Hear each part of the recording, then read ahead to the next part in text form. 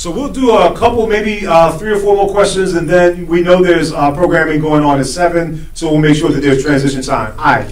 Hi, I'm Linda Jenner. I'm also a filmmaker, and Wonderful. I have a film that's showing tomorrow.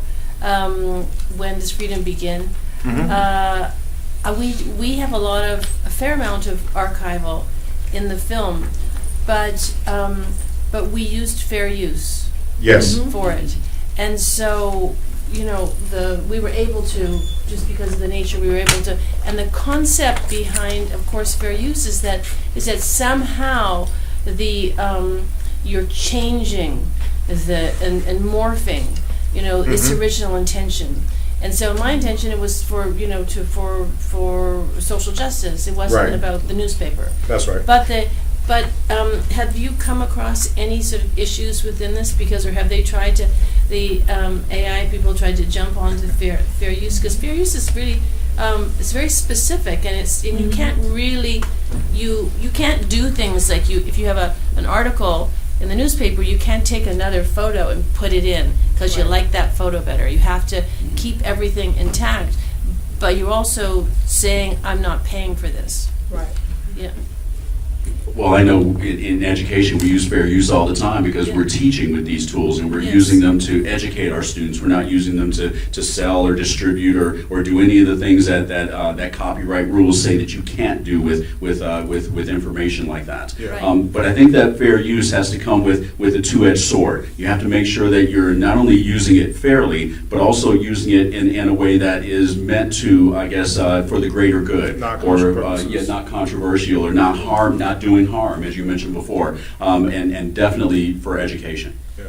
What I'll add to Doc's comment is that, so I don't know how many of you are aware of Creative Commons. It's been around for a decade and a half, a little bit longer than that. That's been really robust in terms of what individual creators can do to make their material available.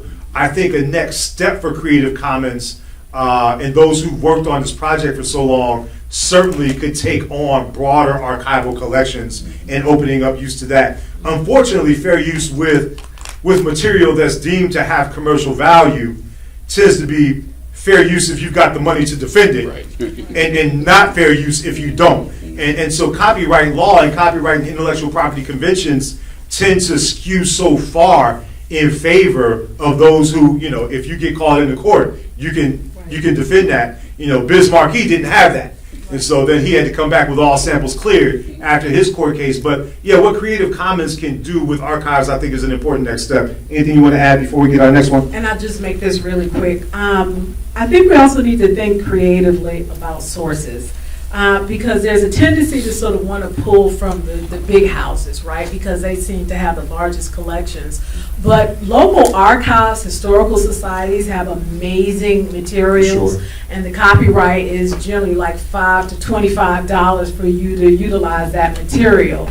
And then there's the individual folks who might have materials as well. So sometimes part of sort of breaking the bank Right. of these people is to simply go outside the boundaries and to continually do so. Along with regional archives, so many university archives that are worth tapping into as well. 1 or 2 more. Yes. I just want to know. We know it's about to be some mess. Look, I don't even know her, but look. I'm going to do it in front of the camera so y'all know. She cocked over to the side like this, but she got her head back like this. Right. You know she get ready to tell us something. Right, let's go. I'm just saying, Kendrick Lamar won. We got it. No round twos. Round two. Y'all wasn't feeling the Drake song. Which one? The one where he Oh, was no. AI for Tupac. You don't use it. They dead. They let them die. Rest in peace, right? We say rest in peace, let him rest. Actually, I want to It address was that. actually quite creative. But see, this is why She's a fool. Kendrick Lamar threatened him, right? And this is where we have to think ethically about things. There are some people who, I don't want to say are untouchable. Let me say they are sacred, Okay. right? Yeah. And because they are sacred, that is not to say that you cannot engage or interact, but that you must be considerate, sensitive, spiritual, thoughtful, that you can't just be doing it to be making brownie points when you already Trying to losing. look black. Especially while you already losing, because even if he had been made to look black, he was still losing. Hell, that's Right. what that was. Yeah, so He called them the I'm telling you, but I will say this, like setting aside, Tupac, right, his misuse of Tupac, and But the same thing applies for the hologram. Correct. But that's my point. That's my point, is that there's a lot of ways in which when these things move out of our own hands, right, and they become co-optation for capitalization, and capitalization not for the black community, Yeah. but for a singular entity, Yeah. now we're firmly out of bounds, Yes. Yeah. right? Yes. Now, when Dr. Carter and I think about constructing this Marcus Garvey AI, this is a sacred thing, Come on now. right? This is Marcus Garvey. We just can't go in there tootling around, right? We really have to plot this whole process out. And we are simply doing it for educational means. And we still have to go through that process.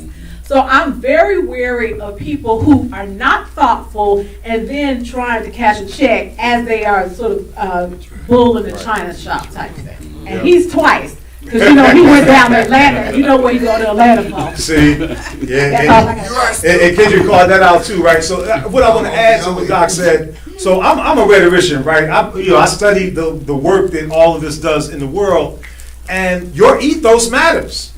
Yes. There's some other people who could have done the exact same thing with Pac's image, and it would have been regarded in an entirely different way. Correct. Had MC Light done that, Correct. would have been no problem. Or if Kendrick did Had Kendrick done it, especially, given what he had to say about Pac in the song.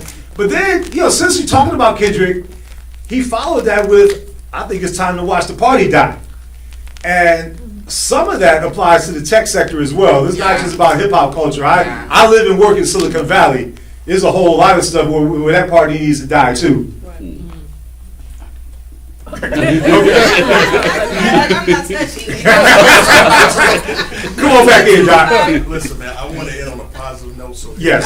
here's what I want to offer. You done brought it down. To all of the authors who are creators, Yep. to all of the scholars, and particularly those who earned their PhDs using their dissertation, which is a process that you mentioned. Yes.